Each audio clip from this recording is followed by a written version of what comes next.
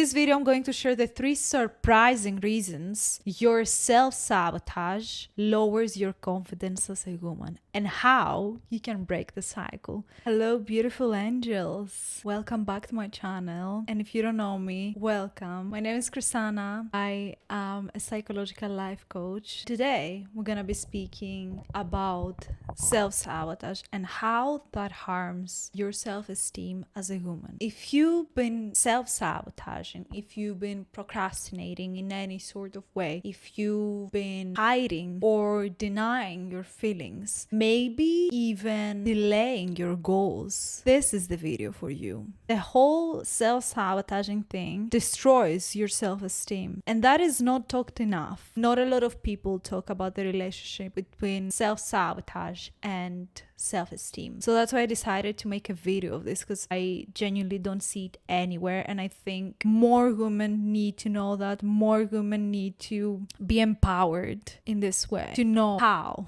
they self-sabotage and what impact that has in their self-esteem, which then leads to lowering their confidence, their ability to take risk and to feel courageous. So getting back to the self-sabotage, to the hiding, to the procrastinating, to the even overthinking, to the ability to destroy something good in our lives. When you're self-sabotaging, you are quietly destroying your self-esteem. And if you ever felt like you can't trust yourself, you shrink yourself in front of other people, you deny your achievements, you don't celebrate yourself enough, you don't stand tall in your power, and instead you shrink yourself. This is exactly why, because you're self-sabotaging. So let's get into the video. Reason 1. When you self-sabotage, you are at the same time out of integrity. And what do I mean by that? Integrity is the alignment between what you say, what you do, and what you are. So what happens is every time you break a promise to yourself, every time you are not following through with what you say you would do for yourself or for other people, every time that happens, every time you don't follow through with what you say you would do, maybe you have specific goals to accomplish within your job, maybe you're building new healthy routines, maybe you said you would set some boundaries with specific people, maybe you said I'm gonna follow through with my dream and after work I'm gonna devote 1 or 2 hours every single day to begin this new creative project, whatever it is for you. When you don't follow through with this action, at the same time you chip away at your self-trust. When we are losing the trust within ourselves, when we don't trust ourselves to do the things that we said we would do, and without self-trust, self-esteem cannot grow. Every time you sabotage yourself, every time you shrink yourself, every time you avoid, every time you repress, every time you minimize yourself, every time you overthink, every time you procrastinate, you are harming your self-esteem. And I'm gonna tell you why. It's like planting a seed and never watering it. You just lose entirely faith in creating a flower, in creating a tree, in creating life out of the seed. That's exactly what happens internally. Slowly, you stop believing that something will grow out of this seed. But here's the good news. When you break free, you don't just stop self-sabotaging. You unlock your ambition, your radiance, your inner glow. People start asking you, what did you do in your life? I want you to imagine yourself honoring your commitment to yourself, seeing it as a sacred devotion to yourself, to your future self. Sometimes I'd like to imagine what would my 90-year-old self would think of me right now if I did actually follow through with my words. What would she say? Would she be disappointed? Or would she be excited and proud and really, really grateful for the work I'm putting into my creative project or creating my new identity, whatever it is? How would she feel? Is it only about myself, or is it also about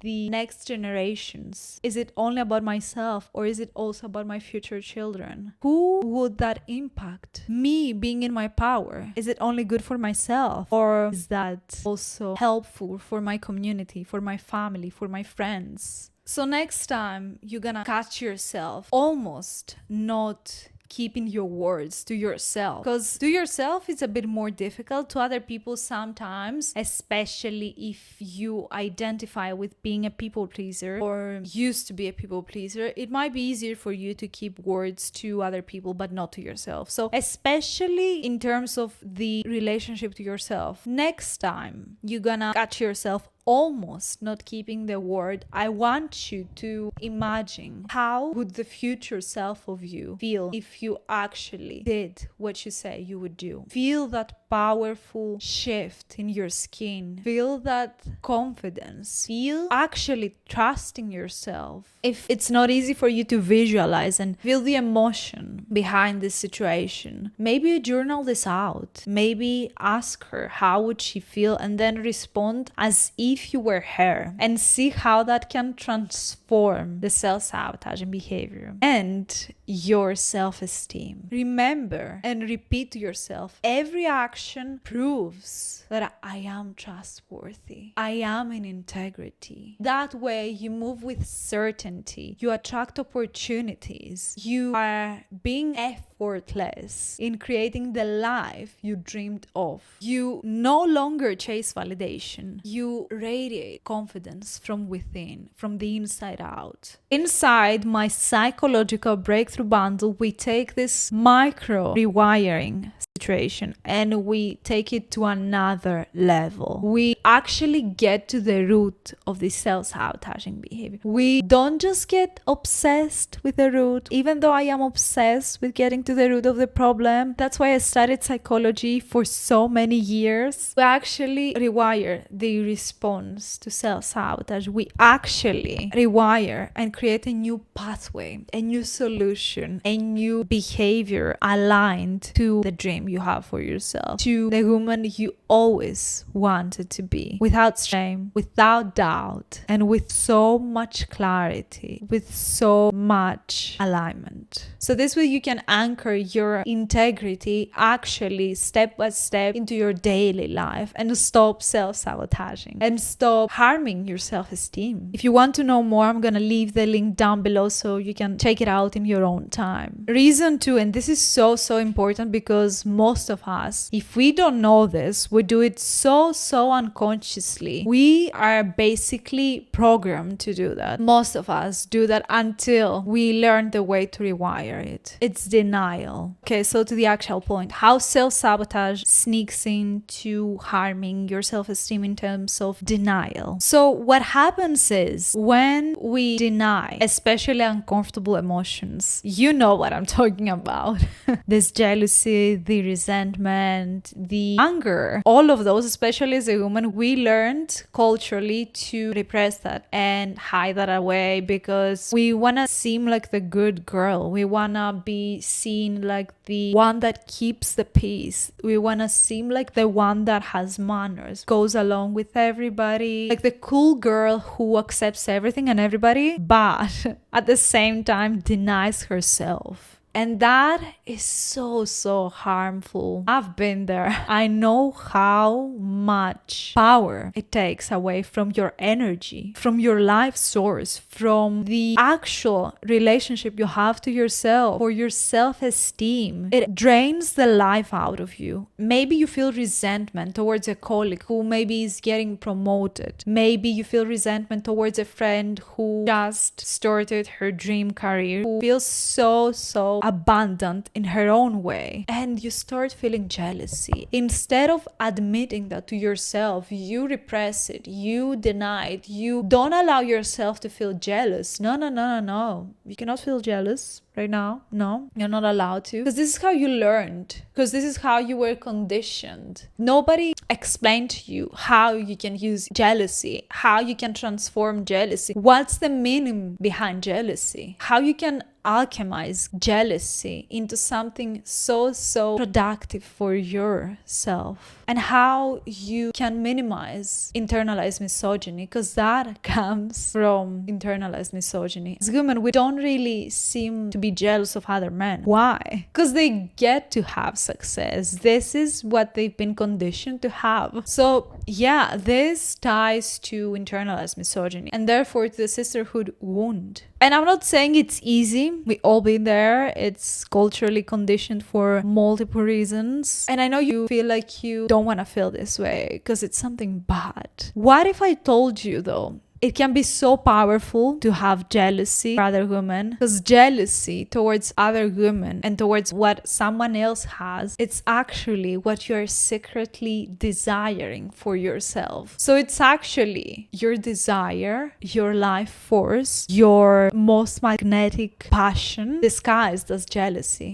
And the only thing that you have to do is accept it. What if it gets to be so simple? What would you do then? Would you meet yourself with compassion instead of shame? Because jealousy and resentment, they reveal to us our longing for something sacred, because it's been hidden for a good reason. That's exactly when you start understanding yourself so deeply. Not surface level inner work, truthful inner work. Act with clarity and actually reconnect to your true desires, not something you've been conditioned to want, something you truly wanted, but it was really hidden. And suddenly your self-esteem grows, your self-esteem skyrockets because you're finally accepting yourself, accepting your desire, accepting your longing. You no longer deny it, you no longer shame it, you no longer criticize it. You allow it to be there. And what if I told you at the same time, you can be proud for your sisters, for your friends, for your colleagues. You can actually be proud of them and you can actually be by their side, not just superficially, not by masking your jealousy or resentment. What if that was possible for you? Because I'm telling you it is.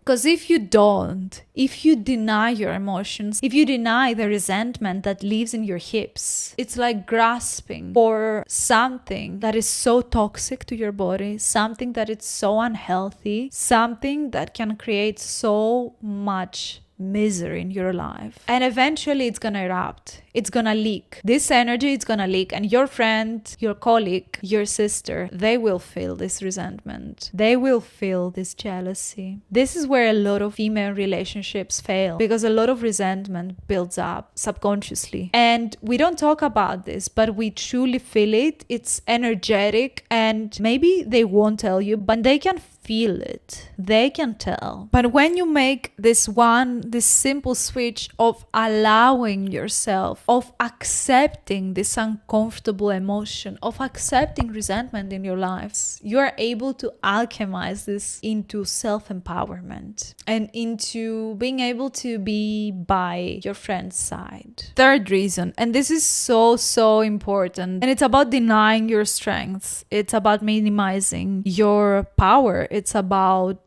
downplaying your strengths, your skills, your everything. When you downplay your intelligence, your creativity, your passion, your leadership, anything you have built inside yourself or anything inherent to you, you are self-sabotaging your self-esteem. Perhaps you're not allowing yourself to receive compliments. Perhaps you're not allowing yourself to accept help from other people, especially if you are the oldest daughter, a high-achieving woman, especially if you are both. And each time you maybe avoid speaking up, maybe you avoid using your voice, maybe you avoid showcasing your strengths, you're actually saying to yourself, I am not worthy of my self-esteem. You're actually saying to yourself, I am not worthy to be fully seen in my power, to be fully seen as I am. So you shrink yourself, you minimize yourself, you don't allow yourself to be in your actual authentic power. And when I say power, I don't mean it in any sort of controlling way. When I say power, I mean your internal power, your ability to be who you truly are without shame, your ability to be magnetic as the person you came here to be authentic. to be in your own element, in your own energy, and to allow yourself to be fully seen in that. That's what I mean. Those small habits of not allowing help, of not allowing compliments, they are also sending a message to you firstly, and then to other people, that you're not worthy of receiving. You are not worthy of allowing things to come into your life. You're not worthy of attracting opportunities, of attracting the relationships you want, of attracting your career, of attracting anything you ever desired. So you're unconsciously self-sabotaging your opportunities. And the thing that a lot of women don't know, and that pisses me off, is that this is also reversible. You can actually own your intelligence, your power, your strength, your value as a woman, your value as a person, as a soul. You can actually own that without apologizing. Imagine stepping into your goals, your craziest life goals, with confidence, honoring your instincts, honoring your intuition, honoring your true essence, honoring your true power, and letting your ambitious side shine. Just letting it shine without noise, without external expectations. Just letting it shine and show. That's exactly when self-esteem turns into radiance from the inside out, into true magnetic radiance, into true self-assurance. You feel magnetic, you feel capable, you feel aligned. Not because you're performing, but because you are finally being all of you. All of you without hesitation. All of you without the inner noise and the external expectations. Just showing up authentically as you. In our sessions together, this is exactly what we rewire. We rewire the conditioning behind this. The conditioning that told you you're not safe to shine. You'll practice receiving. You'll practice celebrating yourself. You'll practice amplifying your strengths. You'll practice being comfortable in the uncomfortable. And actually let yourself speak up, shine, own your truth. Speak your voice. Allow your inner power to shine without doubt, without self-sabotage. You don't shrink, you shine instead. And you allow yourself to do so. If you are ready to move from self-sabotage to self-trust, from shrinking yourself to shining without doubt, from shrinking to radiance, I'd love to welcome you into my 3-session psychological breakthrough bundle. You'll get personalized one-to-one support from me. You also get my self-sabotage rewiring toolkit. That all without mentioning the support you get from me, the inner resources you get from me, the practices you get from me. So the link is in the description below. If you feel the pull, allow yourself to receive it. Allow yourself to step in. I also wanted to share with you one of my favorite passages in regards to self-esteem and women. Let me read it to you. The higher the self-esteem, the stronger the drive to express ourselves. The more ambitious we are, not just for material wealth, but for wealth in experiences. The higher the self-esteem, the more open, the more honest, and the more loving we are in terms of our communication, both with ourselves and with other people. I love this. I love to read that. Every time I remember this passage, it's like something clicks in my mind. I want you to think of yourself as a tree. Bear with me, I know this seems weird. I want you to actually actively visualize your roots of self-esteem and self-worth. The stronger they are, the higher they can reach. And those branches, they can reach into higher levels of creation, of connection, of meaning, of aliveness, of energy, of intention, of fulfillment. This is when you know you have strong roots of self-esteem, when you feel supported from the ground. This is when the branches can reach into higher levels, when you have stronger roots of self-worth, of self-esteem. That was all for today. Thank you so much for watching. I hope you enjoyed and you took a lot out of this. I would love to know what's one way you're gonna start honoring yourself this week, and what's one strength or quality you downplayed for a long time that you want to secretly own fully. And I will see you soon.